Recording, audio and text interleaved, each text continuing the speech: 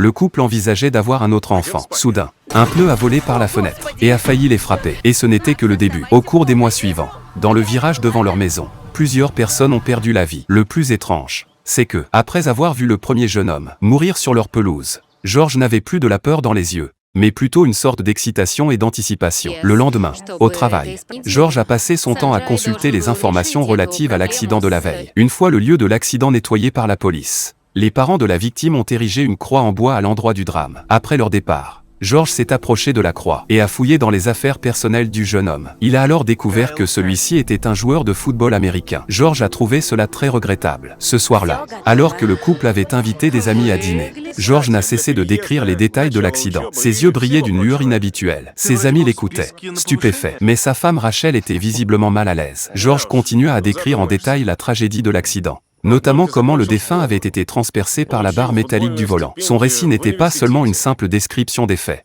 mais plutôt le récit d'une histoire fascinante. À la fin, George invita ses amis à lever leur verre en mémoire du défunt. Le visage de sa femme Rachel s'assombrit de plus en plus. Une fois ses amis partis, sa femme lui reprocha ses propos déplacés à table tout en faisant la vaisselle. George répliqua avec mécontentement, estimant qu'il était simplement curieux au sujet de la victime. Sa femme lui rappela cependant qu'il y avait des choses bien plus importantes dans la vie, comme leur fils, ou le poste de vice-président de l'entreprise. La dispute s'intensifia, et Rachel lui suggéra même de consulter un psychologue.